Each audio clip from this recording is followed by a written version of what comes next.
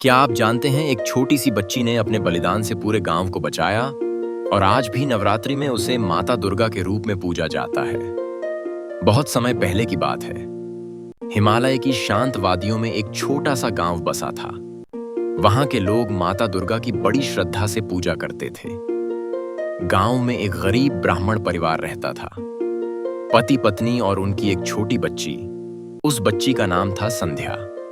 संध्या के जन्म से पहले उसकी मां ने नवरात्रि में व्रत रखकर माता से प्रार्थना की थी, हे मां, अगर मेरे घर संतान आए तो मैं उसे आपकी भक्ति में अर्पित कर दूंगी। बच्ची बड़ी होकर बहुत भोली और निष्कलंक निकली। वह दिन रात माता का नाम जपती रहती।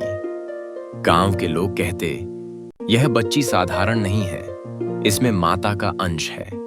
लेकिन जैसे जैसे संध्या बड़ी हुई, गांव में अजीब घटनाएं होने लगीं। रात में जंगल से अनजान आवाजें आती।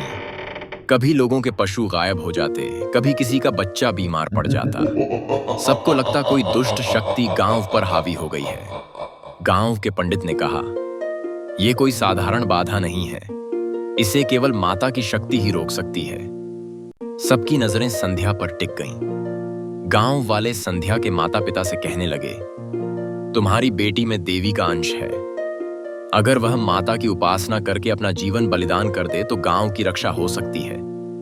यह सुनकर माता पिता फूट फूट कर रोने लगे। मां बोली, मां, दुर्गा से संतान मांगी थी क्या? आज मैं उसे खो दूंगी? लेकिन संध्या मुस्कुराकर बोली, मां, अगर मेरे कारण गांव की रक्षा हो सकती है तो यह बलिदान मैं खुशी खुशी दूंगी। यह मेरा सौभाग्य होगा कि लोग मुझे याद करेंगे। माता की संतान कहकर नवरात्रि की अष्टमी की रात पूरा गांव माता के मंदिर में इकट्ठा हुआ। संध्या ने मां दुर्गा की मूर्ति के सामने बैठकर आंखें बंद कीं और प्रार्थना की, हे मां, अगर मैं सच में आपकी संतान हूं तो मेरी शक्ति से गांव की रक्षा कर लीजिए। अचानक पूरा मंदिर प्रकाश से भर गया। संध्या की देह से तेज रोशनी निकलने लगी। लोगों ने देखा संध्या का रूप बदल रहा है। उसके माथे पर त्रिनेत्र प्रकट हुआ। उसके हाथों में त्रिशूल और खड्ग दिखाई देने लगे। वह स्वयं मां दुर्गा का अवतार बन गई। उसने गर्जना की और जंगल में छिपी दुष्ट शक्तियों का नाश कर दिया। लेकिन जब सब शांत हुआ, संध्या वहां नहीं थी। वह माता की मूर्ति में समा चुकी थी।